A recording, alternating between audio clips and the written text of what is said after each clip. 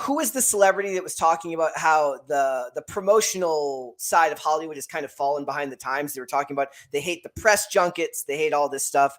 And that really the way to go now would be to send him out to do a bunch of podcasts, would be to send him out to do a bunch of bigger, send him out to do Full Send or some of these other ones that get to younger audiences. He can still do the bigger stuff because obviously Bad Boys is an older property. So he's going to be courting the Gen X audience, which means he can do his terrestrial TV and his variety news bits and all that stuff. But if you want to reach younger kids, and it is the subject matter that's going to at least somewhat appeal to younger kids because it's not supposed to be this super serious product, it's just weird. It's a bad month for it, and they're not doing the right thing with him either.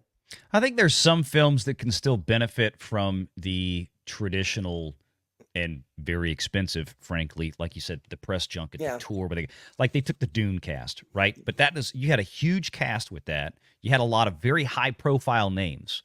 There's something to be said where you can send them around 4, 5, 6 cities around the world to do big premiere events. Yeah. Most movies don't need that. I think you're totally right. And I think part of the reason that Hollywood still engages in that probably more frequently or routinely than they should these days is because these actors probably want it. They want to be. They want to have somebody else paying the bills to fly them all over the world. And no accident, they're flying me up to their studio this weekend. So my present company accepted. But I mean, they want to be flown out to Paris and London and do all the big highfalutin affairs with the $2 million parties. And people ask, how do they spend 100, 150, 200 million in some cases that we've had, over 200 million just in global prints and ads, meaning the marketing budget for some of these big films. That's how. Yep. Because you probably got for some of these things. I mean, think about this. It cost $10 million to buy a 30-second Super Bowl spot. Or was it $7.5, $8 million this year for a 30-second Super Bowl spot? Yeah. Now, imagine how many of those spots did Disney have? They had like 4 trailers on there for the Super Bowl this year. So right there, it's $36 million they dropped on one television program. That kind of thing, and then you add everything else to it, it gets crazy. Tom, sorry. One of the biggest things, I didn't mean to interrupt you.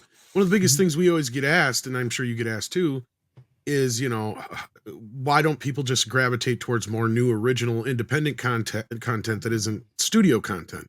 Well, and the problem with that the answer to that isn't why it doesn't generally generate interest is for every Sound of Freedom you get, there's a million other things that you've never heard of. Yeah. And the reason you've never heard of them is because they don't have the 30, 40, 60, 70, 80, 100 some $1 million advertising juggernaut behind them that these studios have at their whim, basically, because it's like a conveyor belt. They know how to do this thing already. Yeah. That's why they all look the same. They sound the same, the trailers, the posters, because they're all done by the same people. They just roll them out just like they always do.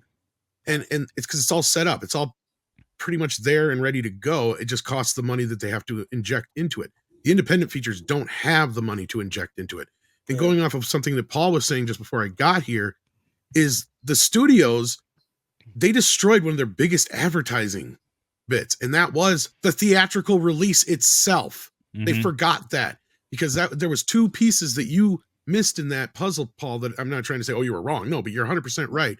But what they would do is they'd have the theatrical release, then they'd have the video release, like you were saying. And what that theatrical release was an advertisement for the video. A lot of times they'd make a hell of a lot more cash on the back end than the video because they had to pay everybody off with the first half. And then you had your pay-per-view sales in between there as well. Because people forget the old pay-per-view where you actually had to call your cable company and punch in the numbers and all that stuff. And the bill would show up and your mom would be like, who the hell ordered Debbie Does Dallas? Well, it's like even a couple years ago, WWE was one of the first companies that ever started a streaming service of their own, right? They had the WWE Network, and they were still selling pay-per-views to the older audience that didn't trust streaming services. Well, and that's just it. Those were extra revenue services. Anything anymore. I mean, one of the shocks to me was a movie I was actually looking forward to because I saw the trailer was The Holdovers, and then it disappeared. I went, what the hell? Like, where was anything? It's Paul Giamatti. This is he's not a slacker. Come on. And then there was the final movie of and I talked about this before, of Michael Caine, where he played a World War II vet who escaped the his old folks' home to go to Vimy Ridge or whatever it was in France for a Normandy thing that he was not allowed to go to because he was too old, too decrepit, based on a true story. That just came and went. Why are you telling me that you're not going to promote the final movie of Michael Caine? Somehow I know in the marketing business, you need an angle. Everything has to have an angle. Well, that's a pretty fine angle. And apparently it was a very good movie. How come it came and went? Who is it that's not able to monetize these things? Did they do that with Daniel Day-Lewis's last movie? I can't remember. I feel like they did. Yes. But I don't remember which one that was. Whatever. No towers for my beautiful laundrette or something. No men. I don't know.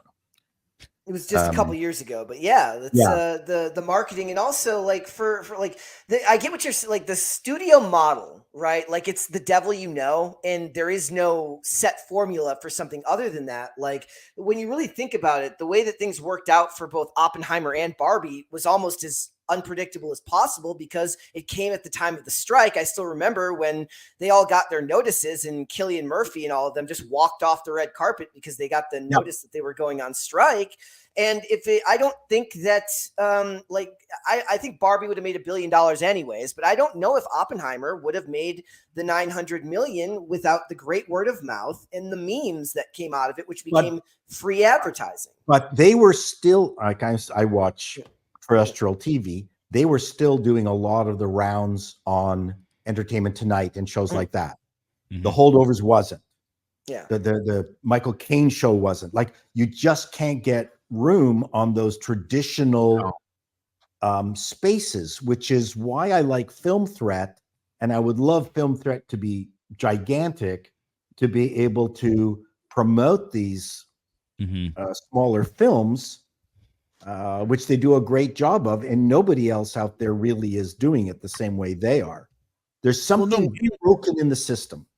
Well, even Entertainment Tonight and some of those never really paid much attention unless it was certain things. But what we lost have been like the independent film channel is not what it used to be, and some of the other channels and outlets we used to have. And, like the thing is those guys over at Film Threat, they're like the last bastion of what was a huge industry back in the 90s that sprouted out around the independents. But that what they had there was, that's where we've talked about the gatekeeping thing, Paul, before you and I. Yeah. On the morning show. And it's like, back then though, you had that group of young hot filmmakers like Quentin Tarantino and Robert Rodriguez and Kevin Smith and Paul Anderson or Wes Anderson and Paul what's the other the guy who did Magnolia, I can't think of his name. Is that Paul Thomas Anderson or whatever? Yeah, that's what I'm thinking of. Maybe. I don't remember. Anyway, all those guys, all those indie guys that came up, you had plenty to write about, plenty to talk about. They were getting the attention of the studios. The other thing they had, and I hate to say this, is they had a Harvey Weinstein. It's take the bad parts aside. He was somebody who actually got behind these kind of movies. He got behind a lot of things, but we're not going to get into that. and on top of. Yes. And on top of, in front of, around, anyway. but put it this way, how different is the Holdovers from Being John Malkovich? How come Being John Malkovich got traction? Because it came from that era. What a weird movie. I want to go back to that era. I agree, Paul. Like, not just that, but at least there's room for both, right? And the streaming thing has really ruined that. And I brought it up before. The biggest movie of 1988, even though Die Hard came out that year, wasn't Die Hard. It was the Oscar-winning Best Picture. It was Rain Man, right? But they would never make a movie like Rain Man now, especially now with Tom Cruise. Rain Man still had a big director. I would say a better example is Little Miss Sunshine.